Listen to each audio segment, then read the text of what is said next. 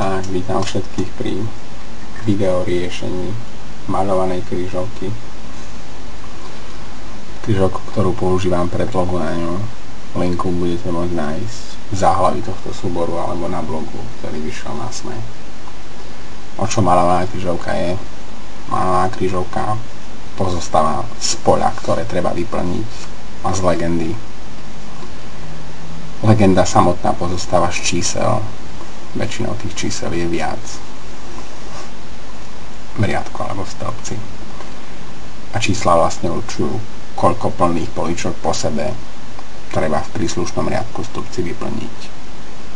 Keď mám napríklad tu 8, tak niekde v tomto riadku celom pôjde po sebe 8 vyplnených políčok, ostatné budú prázdne.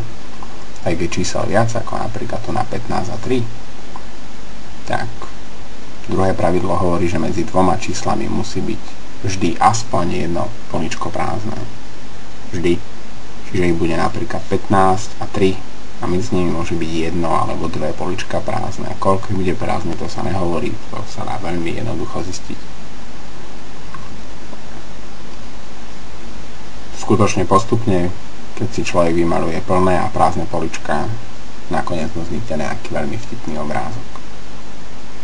Ja som ešte svojho času si vymyslel 4 spôsoby riešenia, ako vyriešiť maľovanú krížovku. Tak budem sa snažiť pridržovať toho blogu, ale snáď to pôjde ešte rýchlejšie a sofistikovanejšie po tých rokoch. Tak úplne prvé pravidlo, ktoré som použil, je, že si nájdem riadky alebo stĺpce, kde počet číslo v riadku alebo stĺpci je také isté ako šírka hracieho pola, ako mám napríklad v tomto riadku 20. A pole je široké na 20, tak všetkých 20 políčok bude plných, nech robím, čo robím, vyplním ich všetkých 20, neexistuje iný spôsob, ako ich vyplniť.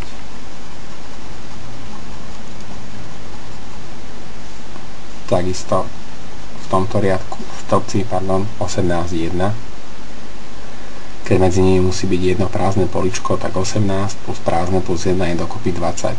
Takže to budem môcť zakresliť iba od tohto kraja. 18 bude potatiaľ, za nimi bude jedno prázdne políčko a za ňom bude jednotka.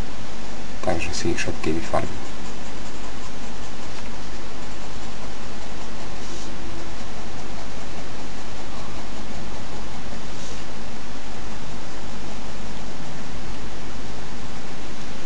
To je vlastne to úplne prvé pravidlo. Takých riadkov nie je veľa, ani stĺpcov, ale sem tam sa nájde človek, ku to veľmi pomôže.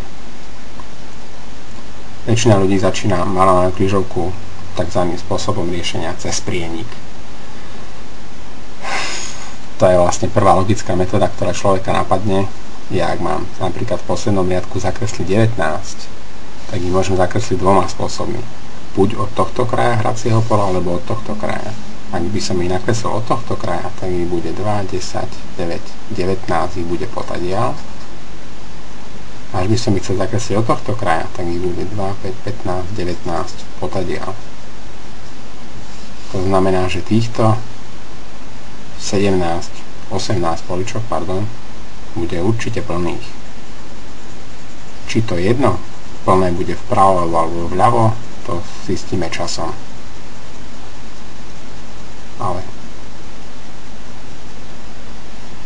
prienik je vlastne taká tá úplne prvá metóda, ktorú ľudia používajú, keď mám napríklad sprienikovať tu na 15 a 3, tak nie, dajme tu na 16 a 1, tak ich bude mať z tohto kraja 16, 2, 4, 5, 16 potadiaľ a od spodu by to bola 1, jedna tam bude prázdna, minimálne jedna prázdna a odtadiaľ 16 hore, 3, 13, 16 až potadiaľ. Tak tieto budú na 100% isté. Ešte urobím stĺpec za tým a pre istotu to zopakujem ešte raz na tom ďalšom stĺpci, ktorý nasleduje.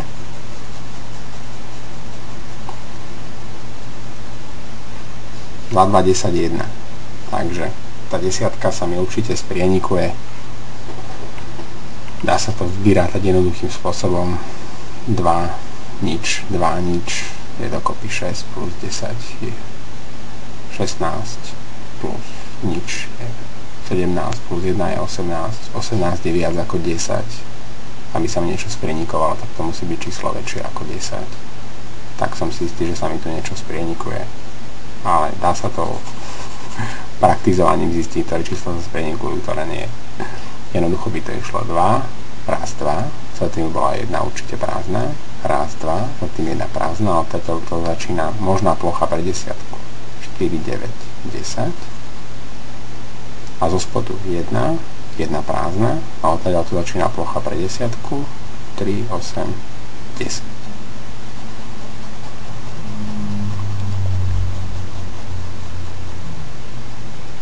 Skúsme si ešte 7, 8, 1. 7. Za tým 1 určite prázdna a odtiaľ tu by išlo 8. A zo spodu 1, nič, a odtiaľ to vyšlo 8.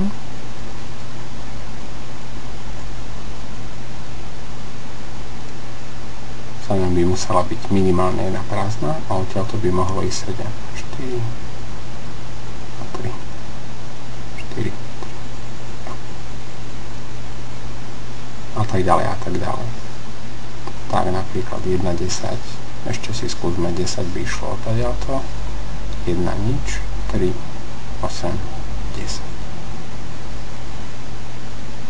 Takže to sú také dve veľmi jednoduché pravidlá. Jedno na IC riadok stĺpec, ktoré sú takisto široké ako týchto 18.1 alebo týchto 20 a druhé je sprienikovať si všetky väčšie čísla, ktoré vidím. Vyskúšať si napríklad. Jo.